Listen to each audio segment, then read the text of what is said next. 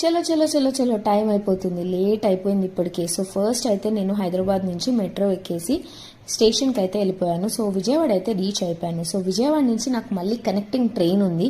So మా ఫ్యామిలీతో అందరితో కలిసి నేనైతే ఒక ప్లేస్కి వెళ్తున్నాను. మేము వెళ్ళి చాలా చాలా చాలా డేస్ అండ్ మంత్స్ అయిపోయింది. అండ్ ఈ ప్లేస్ ఎస్పెషలీ నాకు ఊహ తెలిసిన తర్వాత నాకు తెలిసి సెకండ్ టైం వెళ్తున్నా ఈ ప్లేస్కి. కానీ నేనైతే ఇన్స్టాగ్రామ్లో చాలా మందిని చూసాను ఈ ప్లేస్కి ఫ్రీక్వెంట్గా విజిట్ చేయడం. ఏమో నాకు తెలిసి పిలిపి ఇప్పుడు వచ్చిండిద్ది, అందుకే మా ఫ్యామిలీతో తట్టా బుట్టా సర్దేసుకొని నేనైతే స్టార్ట్ అయిపోయాను. సో ట్రైన్ ఎక్కేసి మంచిగా ఒక న్యాప్ వేసేసుకొని మార్నింగ్ అయితే లొకేషన్లో దిగిపోయాను. ఈ లొకేషన్ ఎంతమందికి అర్థమై ఉంటుంది? ఒకవేళ అర్థమైతే కింద కామెంట్ సెక్షన్లో చెప్పండి.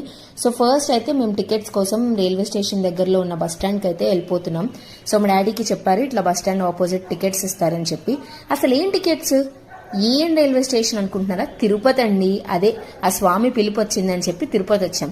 రిమైనింగ్ షార్ట్స్లో చూపిస్తాను ఎక్కడికి వెళ్ళాం ఏంటి.